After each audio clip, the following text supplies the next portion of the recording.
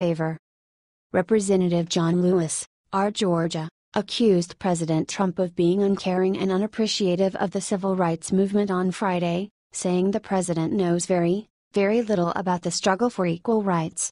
"I think the person we have in Washington today is uncaring," he said in an episode of CNN's The X-Files set to air Friday night. Trump knows very, very little about the struggle and the history of the civil rights movement. In an interview with Democratic strategist and CNN analyst David Axelrod, Lewis, a civil rights icon who marched alongside the likes of Martin Luther King Jr., said that while the U.S. has made progress toward equal rights, that progress could be at risk.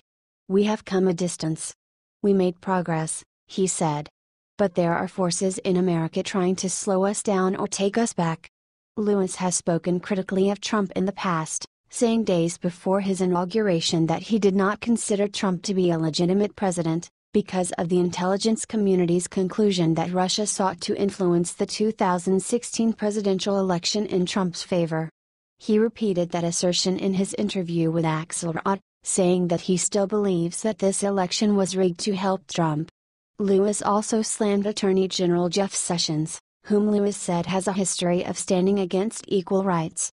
"I know his record. I know his history. He has a very long history of being on the other side and not on the right side," Lewis said.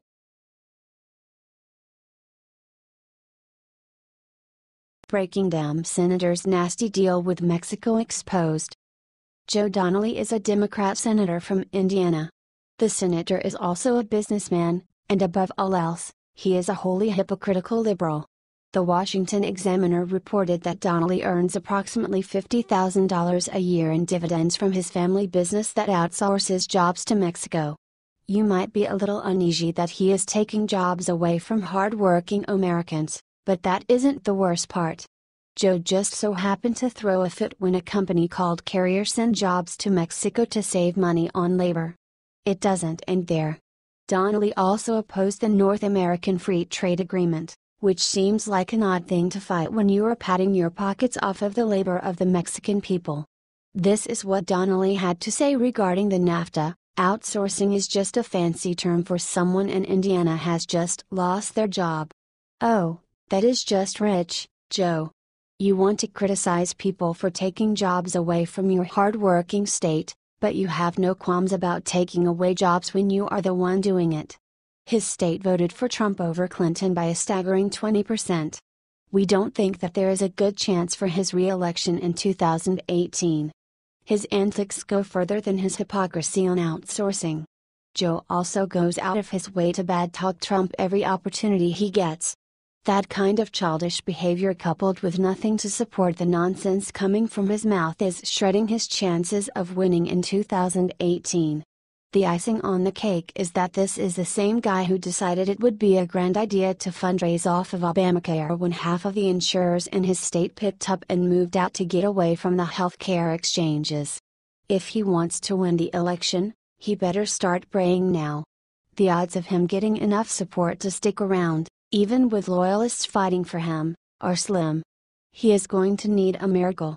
Now we can all see Joe Donnelly for what he is, a hypocrite who will lie to make himself look good politically. In his business operations, he is all about sending work to Mexico so he can make $50,000 a year. It is shameful. You would think he would be trying to find new ways to build new jobs in the community, interact with the people who are supposed to re-elect him and make himself look like an honest person. Instead, he is just making a mockery of himself and his party.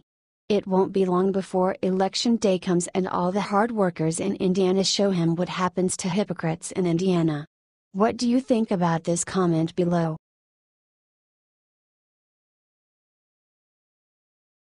Crowds cheer POTUS Trump at U.S. Women's Open. We love you, Mr. President. Bedminster, NJ. President Trump made history as the first sitting U.S. president to attend the U.S. Women's Open. President Trump rolled up to a cheering crowd as he exited his motorcade, waving to fans. People were screaming, "We love you, Mr. President." NJ reports, Trump got to the course at 3:40 p.m. Friday, fresh off a trip to Paris for Bastille Day ceremonies. After Air Force One landed at Newark Liberty International Airport, the president's motorcade headed for Bedminster and drove through the heart of Trump National, past a crowd of fans near the putting green and the clubhouse. Trump could be seen waving out the window as the motorcade rolled by, then headed for his home on the property, which sits adjacent to the 15th hole. Less than 2 hours later, Trump made the short trek to the skybox that's been built behind the 16th tee, receiving cheers and applause along the way. He occasionally wandered toward the box's windows to point and wave to fans, while the Secret Service and USGA officials handled crowd control outside the box. USGA officials repeatedly asked the crowd to keep quiet in order to avoid disrupting play, which was taking place just yards away. President Trump exited his motorcade to a cheering crowd. People went wild, capturing pictures and video of the president as he smiled and waved to everyone. The Secret Service had to keep quieting the crowd down because they were so excited.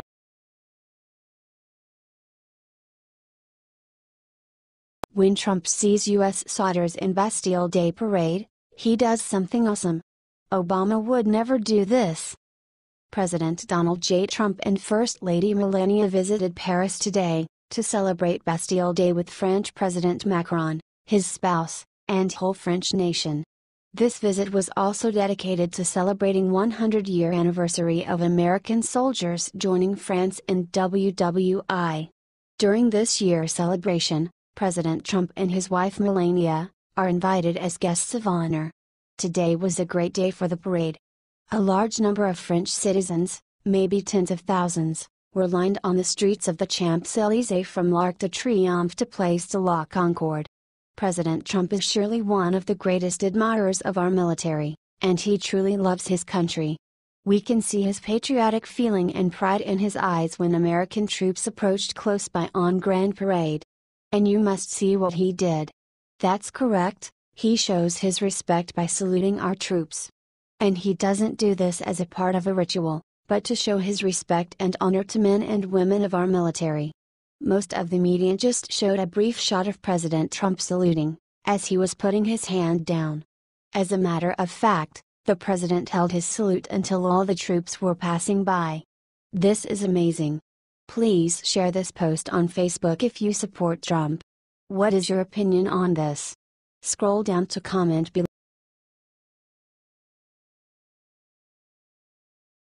What Laura Ingraham just did for Trump will guarantee he's re-elected. Steve Bannon just gave the funny reason Sean Spicer is not in front of the cameras anymore. It was a joke, but the liberals still went all Looney Tunes. Bannon said Sean Spicer gained too much weight, so Trump doesn't want him on TV. In truth, White House Press Secretary Sean Spicer has actually been promoted, and he is currently looking for his own replacement in the White House spokesman. We all know Sarah Huckabee Sanders has been doing a great job and her role is secure, but that will not stop the massive shakeup coming to the White House communications team. Just recently, as the Washington Post exclusively reported, Sean Spicer and White House Chief of Staff Reince Priebus officially reached out to Fox News host and conservative radio superstar Laura Ingraham to inquire about her interest in taking the role of press secretary. And it looks like she will accept. Laura Ingraham has long been under serious consideration for this job, almost from the day Trump won the election. She rebuffed those early attempts after Trump for a couple of reasons, but mainly she didn't want to take a pay cut. Laura can't stand watching the bungling from the White House communication team.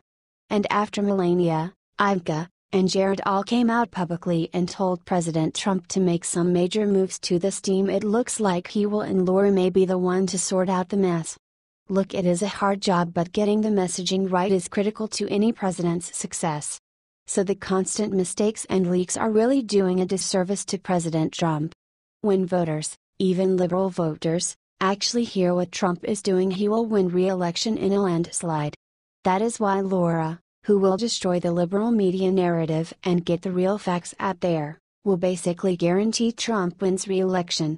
Share this if you know Laura Ingraham will help Trump ruin the liberal media and easily cruise to re-election.